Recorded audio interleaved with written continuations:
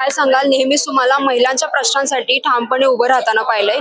यावेळेस सभागृहात कोणते महिलांसाठी प्रश्न तुम्ही मांडणार? यावेळेला कामकाज हे खूप कमी आहे. पुरवणी मागण्या असतील किंवा प्रश्न उत्तर असतील, तारांकित प्रश्न असतील, हे जे काही आयुध आहेत त्या ठिकाणी नाही आहेत.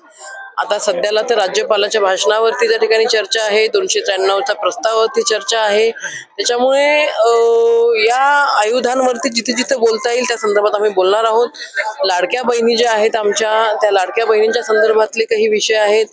आताच मला समजलं, वरुड तालुक्यामधली घटना आहे. एक आमची भगिनी आहे, तिला लाडक्या बहिणीचे पैसे तिच्या खात्यावरती आलेत, परंतु त्याच्यावरती होल्ड नॅशनलाइज बँकेने लावलेला आहे.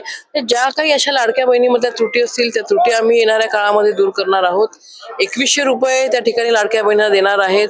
ते लवकरात लवकर आमच्या बहिणींना कसे त्यांच्या खात्यामध्ये मिळतील हा सुद्धा विषय त्या ठिकाणी घेतला जाणार आहे. एकूणच चिखली मतदारसंघासाठी तुमचं यावेळेस विजन काय असणार आहे? काय विचार केला आहे किंवा काय मुद्दे मांडणार आहात तुम्ही मतदारसंघाला घेऊन?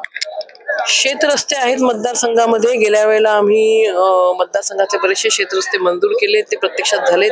ज्या शेतरस्त्यांचं मातीकाम झालेलं आहे, पुढे त्याचा दर्जा वाढ आम्हाला करायचा आहे.